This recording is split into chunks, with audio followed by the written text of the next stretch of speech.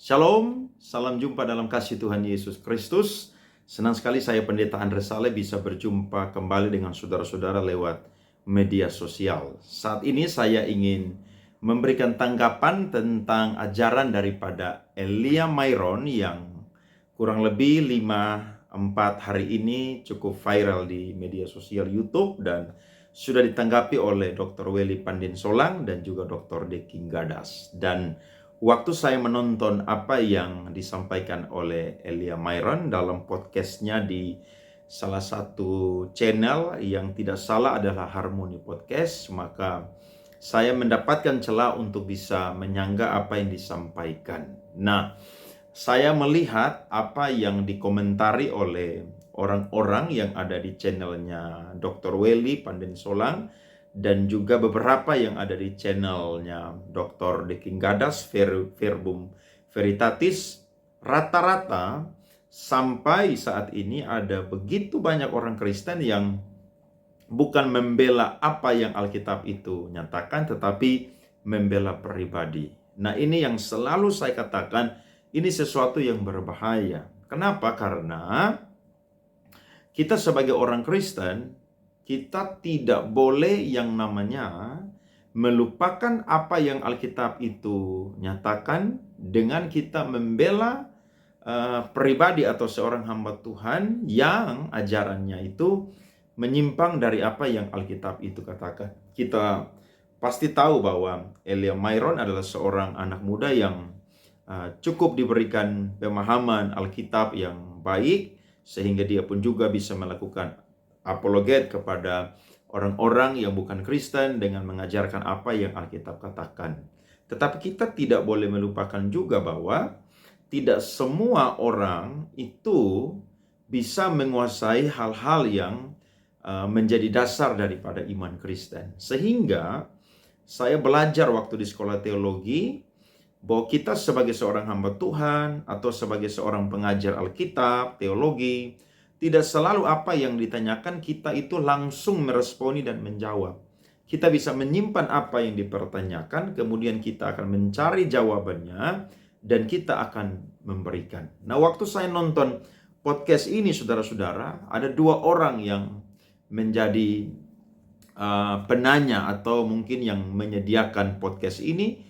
Mereka itu menerima saja apa yang disampaikan oleh Elia Myron. Dari sini saya melihat bahwa ternyata masih banyak orang Kristen yang sangat kurang dalam pemahaman Alkitab. Dan kalau saya ada di posisi Elia Myron, maka saya tidak akan menjawabnya kalau saya tidak menguasainya. Kenapa? Karena ajaran Alkitab ini kalau disalah ajarkan atau dibagikan tidak sesuai dengan apa yang Alkitab katakan, ini sesuatu yang berbahaya. Kenapa?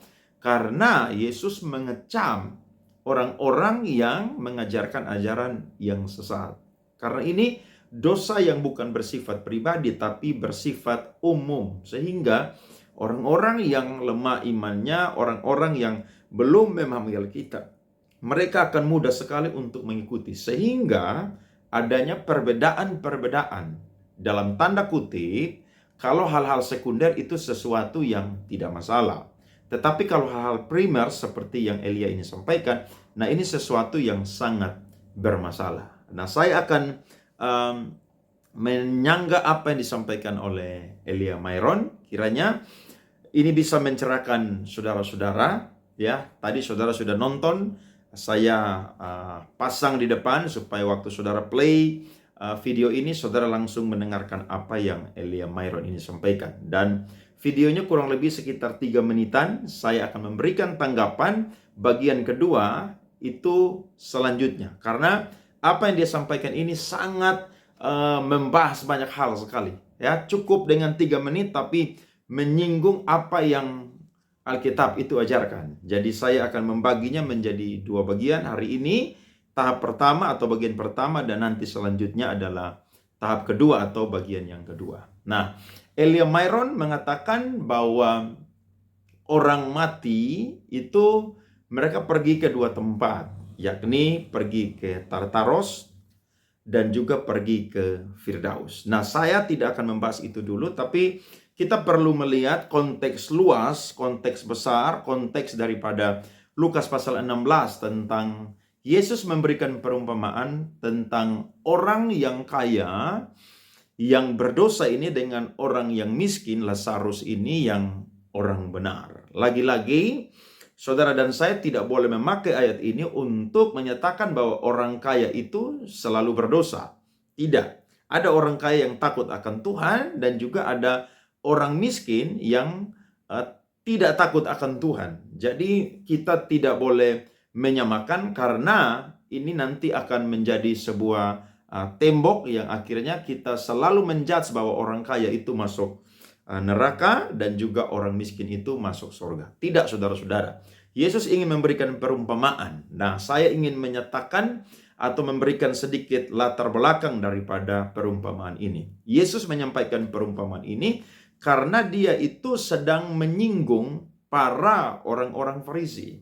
Karena bagi orang-orang Farisi, seseorang itu bisa menjadi kaya itu karena restu dari Allah, karena dia itu hidup benar.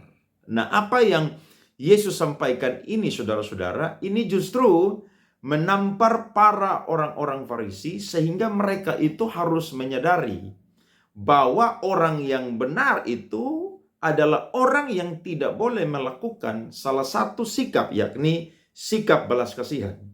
Nah, orang kaya ini dia itu tidak punya belas kasihan kepada Lazarus yang adalah miskin tetapi orang benar. Nah, waktu saya dan saudara membaca Alkitab, kalau tidak salah di Injil Matius pasal 23, saudara akan membaca di situ bagaimana Yesus mencela ahli-ahli Taurat dan orang-orang Farisi.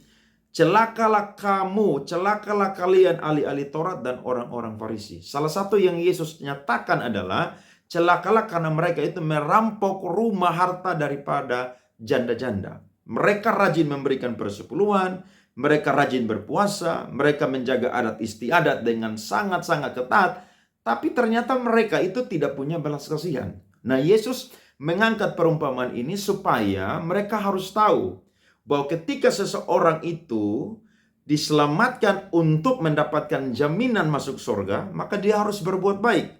Berbuat baik bukan untuk mendapatkan surga, tetapi berbuat baik karena sudah mendapatkan jaminan keselamatan, yakni masuk surga. Nah, Yesus ingin menyatakan ini supaya mereka itu sadar bahwa yang Yesus inginkan adalah belas kasihan. Ini yang menjadi latar belakang di mana Yesus mengangkat tentang perumpamaan orang kaya dan Lazarus ini. Kemudian, kalau saya dan saudara membaca perumpamaan ini, maka di sini Yesus pun juga mengangkat satu isu pandangan orang-orang Yahudi yang menjadi tradisi bahwa mereka yakin bahwa ketika manusia itu mati, maka mereka itu akan ada di dua tempat. Nah, tempat itu adalah alam maut dan tempat itu adalah Firdaus. Yesus ingin mengangkat bahwa ketika orang itu mati, maka mati itu tidak selesai. Manusia akan ada di tempat yang namanya alam maut dan juga tempat yang namanya adalah Firdaus untuk menantikan penghakiman daripada Tuhan Yesus Kristus sebagai Mesias yang akan datang di akhir zaman. Jadi Yesus ingin menyatakan bahwa ketika manusia itu mati tidak selesai.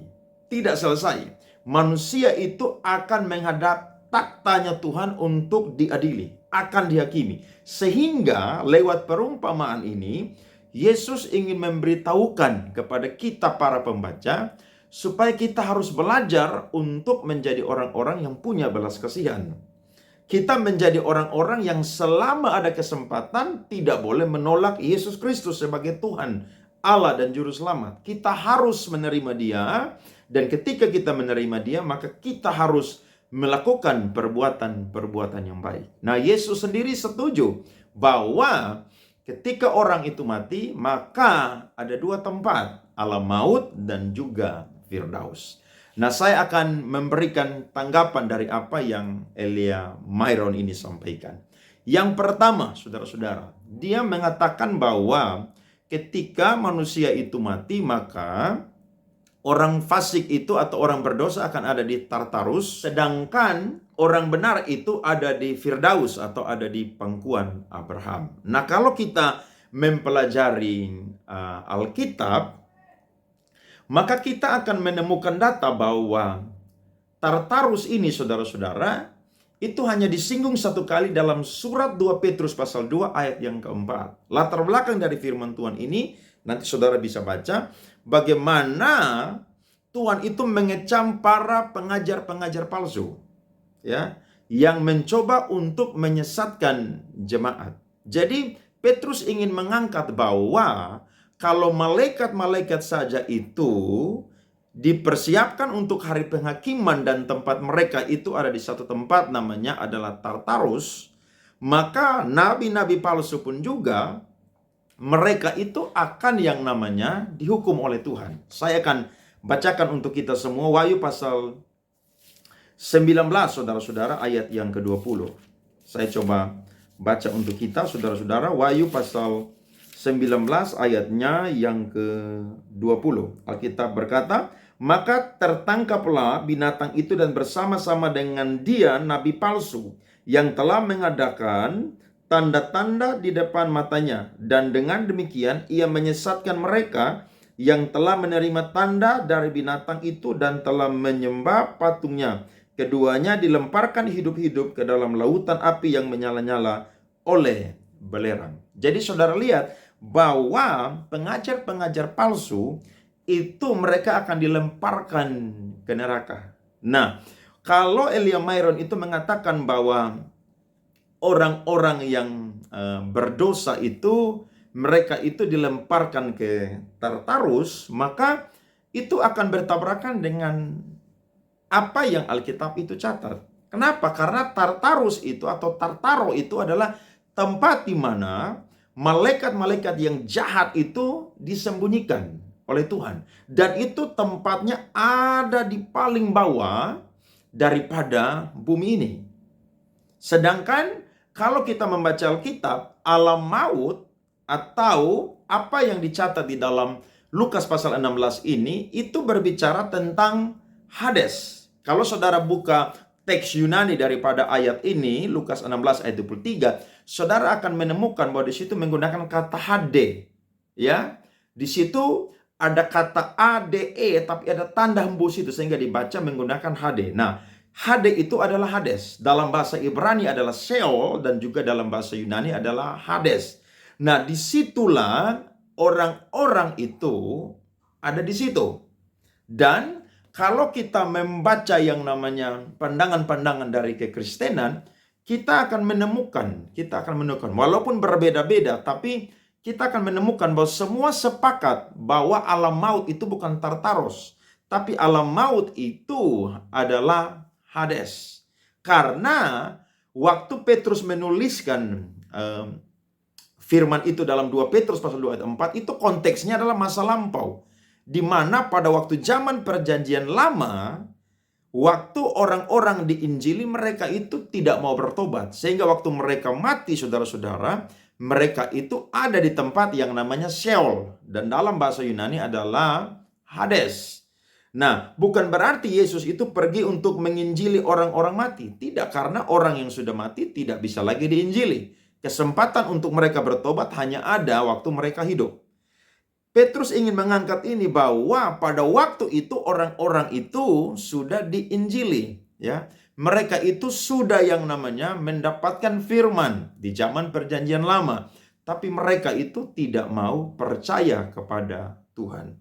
Jadi kalau Elia Myron mengatakan bahwa tempat orang mati, ya, khususnya orang berdosa ini, mereka itu ada di Tartarus, ya, itu sesuatu yang salah. Apalagi dia menyatakan bahwa waktu orang mati fasik itu mereka terangkat ke atas langit di udara, ya, dan disitulah tempat di mana roh-roh jahat itu berkuasa, sehingga Tartarus itu bukan ada di bawah bumi yang paling bawah, tapi di udara.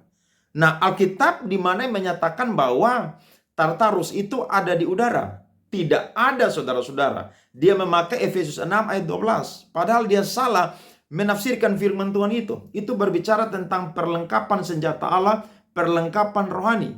Peperangan kita adalah peperangan melawan roh-roh jahat di udara, penguasa angkasa. Ini cocok dengan apa yang Paulus tulis dalam surat Roma pasal 8. Kalau saudara baca mulai ayat 31 sampai selesai, saudara akan menemukan bahwa tidak ada yang bisa memisahkan kita dari kasih-Nya Kristus, ya. Apapun itu, kuasa-kuasa jahat seperti apapun tidak akan pernah bisa.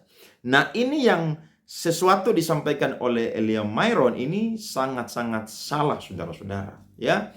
Saya mengapresiasi, ya, dalam hal-hal dia berdebat dengan orang-orang yang bukan Kristen, ya, dia membagikan ajaran-ajaran, tapi saudara perlu juga memperhatikan, karena ingat, ajaran sesat itu tidak datang dari luar Kristen dan juga agama yang lain. Tapi kesesatan itu datang daripada kekristenan itu sendiri. Tidak heran Paulus menasihati kepada Timotius supaya dia itu memperhatikan ajaran yang dia bagikan. Karena itu akan menyelamatkan diri dia dan juga orang yang mendengarkan. Jadi saudara-saudara perlu tahu bahwa apa yang disampaikan oleh Elia Myron ini sesuatu yang tidak alkitabiah. Tartarus adalah tempat daripada malaikat-malaikat yang jahat, bukan tempat daripada orang-orang atau manusia yang berdosa. Nah, kalau kita belajar tentang pandangan ini, maka kita akan belajar tentang satu pemahaman atau pandangan, namanya adalah intermediate state. Nah, intermediate state ini bicara tentang ruang dan waktu antara sesuatu yang sementara, saudara-saudara. Nah, ini dipercaya oleh para teolog-teolog yang belajar mendalami hal ini, bahwa ketika manusia itu mati, manusia itu disimpan atau ditaruh di tempat, saudara-saudara, yang akan mereka ada di situ, dan mereka itu akan menantikan yang namanya penghakiman waktu Kristus datang kedua kali. Nah, ini pandangan tentang intermediate state ini berbeda-beda. Yang pertama adalah teori soul sleep. Teori soul sleep ini menyatakan bahwa ketika manusia itu mati, maka manusia itu tidur, manusia itu tidak sadar. Nah, pandangan ini menyatakan bahwa tubuh, jiwa, dan roh itu satu. Jadi ketika tubuh itu mati, maka jiwa itu waktu ada di alam maut, ada di Hades, maka tubuh ini akan ikut tidur juga. Karena tubuh, jiwa, dan roh itu tidak bisa dipisahkan, begitu, ya. Demikian juga orang yang ada di Firdaus, ya, itu juga akan tidur di situ. Nah, pandangan ini dipegang oleh gereja-gereja Advent hari ke-7 dan juga Saksi Yehova dan juga gereja Ortodoks. Kemudian pandangan yang kedua adalah pandangan dari saudara-saudara kita orang-orang Roma Katolik. Nah, mereka menyatakan bahwa waktu orang-orang itu mati, maka mereka itu ada di yang namanya purgatori atau api penyucian. Waktu orang-orang itu mati bersama dengan Kristus yang tidak sempurna, mereka itu akan disempurnakan di purgatori atau api penyucian. Nah, di situ ketika orang-orang yang masih hidup yang menjadi keluarga mereka itu mendoakan mereka, ya, lewat berdoa, lewat berpuasa, maka mereka akan dimurnikan di situ, dan mereka itu akan yang namanya bisa keluar daripada api penyucian, dan mereka itu akan pergi ke surga. Nah, tergantung waktu mereka itu dibersihkan dengan sempurna, dengan cepat, maka mereka itu akan dengan cepat juga pergi ke surga, ya. Tetapi kalau lambat pun juga mereka itu akan lambat di situ, saudara-saudara, di purgatori atau api penyucian. Nah, ini yang dibagikan oleh Elia Myron, dan saya mendengarkan apa yang dia katakan ini.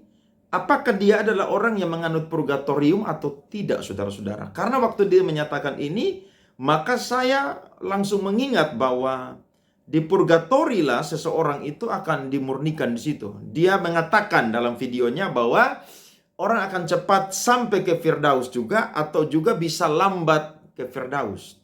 Ya, bagaimana apa yang dia perbuat. Nah, saudara-saudara, bagi saya ini sesuatu yang membingungkan. Kenapa? Karena kalau dia percaya bahwa Firdaus itu cuma tempat sementara, mengapa dia meyakini bahwa orang bisa lambat sampai di Firdaus dan orang bisa cepat sampai di Firdaus? sebenarnya ini sesuatu yang salah, saudara-saudara. Kenapa? Karena Firdaus dan juga Hades itu tempat hanya sementara. Jadi kalau dia menyatakan demikian, maka dia sepakat bahwa ketika orang itu meninggal, maka rohnya itu akan gentayangan. Karena dia tidak sampai di Firdaus, tapi dia masih tertahan di udara, dan lambat atau cepat dia sampai. Soal itu bagaimana perbuatan dia. Nah, menurut saya Alkitab tidak pernah menyatakan demikian. Alkitab tidak pernah menyatakan demikian, ya. Waktu manusia itu mati, saudara-saudara, maka tempat sementaranya itu langsung ada di Firdaus kalau dia itu adalah orang benar. Tapi kalau dia orang berdosa, maka tempatnya itu adalah di Hades atau di alam maut, menunggu kedatangan Tuhan yang kedua kali. Nah, saya akan bacakan untuk kita semua firman Tuhan di dalam 1 Tesalonika pasal 4, saudara-saudara, ayat yang ke-15. Firman Tuhan berkata, "Ini kami katakan kepadamu dengan firman Tuhan, kita yang hidup, yang masih tinggal sampai kedatangan Tuhan sekali-kali tidak akan mendahului mereka yang telah meninggal. Sebab pada waktu tanda diberi, yaitu pada waktu penghulu malaikat berseru dan sangkakala Allah berbunyi, maka Tuhan sendiri akan turun dari sorga, dan mereka yang mati dalam Kristus akan lebih dulu bangkit." Ya, yang mati dalam Kristus akan lebih dahulu bangkit dan akan mengenakan tubuh kemuliaan. Kemudian sesudah itu kita yang hidup yang masih tinggal akan diangkat bersama-sama dengan mereka dalam awan menyongsong Tuhan di angkasa. Demikianlah kita akan selama-lamanya bersama dengan Tuhan. Jadi saudara lihat, Firdaus adalah tempat penantian sementara orang-orang yang mati dalam Tuhan. Dan juga nanti laut akan menyerahkan orang-orang yang berdosa, orang-orang yang tidak bertobat. Mereka akan diadili di takhta putihnya Tuhan. Dan saudara-saudara, mereka itu ada di Hades, mereka itu ada di Sheol, mereka itu ada di alam maut. Kemudian saudara-saudara, waktu Elia menyatakan bahwa di udara iblis itu melucuti, iblis itu saudara bahasanya adalah menyiksa orang-orang, maka ini sesuatu yang bertentangan. Iblis tidak bisa menyiksa. Kenapa? Karena dia sendiri itu disiksa.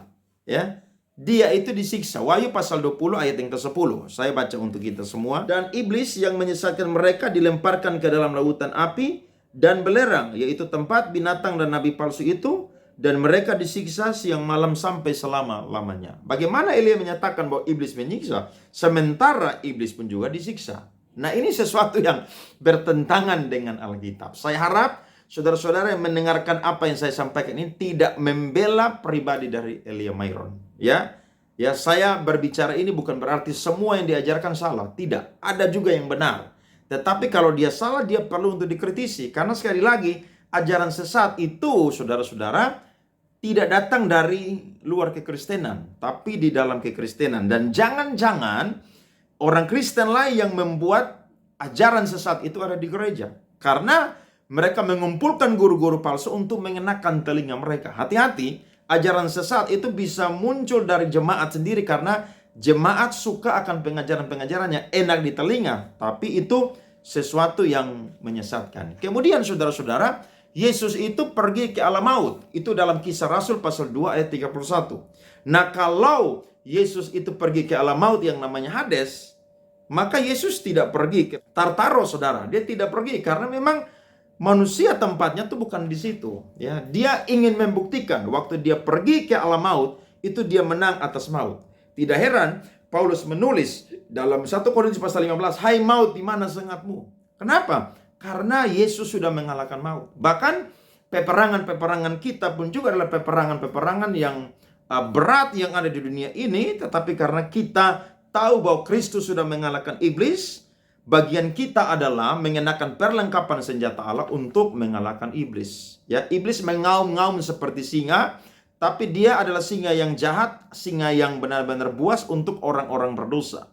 Tapi untuk kita orang-orang benar, ya, dia adalah singa yang tidak punya gigi, saudara-saudara, yang tidak bisa menerkam kita. Nah, itu pandangan dari saya, saudara-saudara. Jadi saya ingin menyatakan bahwa kalau Elia Myron menyatakan demikian, maka dia harus bisa mengklarifikasi, ataupun juga podcast Harmoni ini bisa mengklarifikasi supaya ajaran ini tidak boleh saudara-saudara diikuti oleh orang-orang Kristen yang lain. Kenapa? Karena kalau tidak, orang-orang Kristen itu akan merasa bahwa apa yang mereka perbuat di bumi untuk Tuhan ini sesuatu yang sia-sia, ya, sesuatu yang tidak diperhitungkan oleh Tuhan. Jerih lelah mereka, persekutuan mereka dengan Tuhan itu sia-sia. Ini tidak boleh. Kenapa saudara-saudara? Karena saya ingin menyatakan lewat apa yang Yesus sampaikan lewat perumpamaan dalam Lukas 16 ini, kita akan melihat bahwa ketika manusia itu mati, maka itu tidak selesai. Kemudian, ketika manusia mati, maka akan ada perbedaan antara orang yang jahat dengan orang yang benar. Dan juga, ketika manusia itu mati, maka manusia tidak bisa berpindah tempat. Tidak bisa. Dari alam maut, dari Hades mau pergi ke Firdaus. Tidak bisa, saudara-saudara. Kenapa? Karena Yesus ingin menyatakan bahwa orang-orang yang berdosa, yang tidak mempercaya menerima Dia sebagai Tuhan Allah dan Juru Selamat, mereka akan menikmati penyiksaan, penderitaan. Tetapi sebaliknya, orang yang percaya kepada Yesus Kristus, mereka akan mendapatkan kebahagiaan, penghiburan, sukacita, damai sejahtera, karena mereka ada di Firdaus, mereka ada di pangkuan Abraham. Ya, saudara-saudara, ini kira-kira pandangan dari saya. Semoga mencerahkan, memberkati. Nanti saya akan buat video selanjutnya kurang lebih 1 atau 2 hari ini. Dan saudara akan mendengarkan bagian kedua yang juga disampaikan oleh Elia Meron. Dan menurut saya itu tidak alkitabiah, saudara. Atau ajaran dia bagikan yang adalah ajaran yang sesat. Puji Tuhan, terima kasih. Tuhan Yesus memberkati saya dan saudara semua. Amin.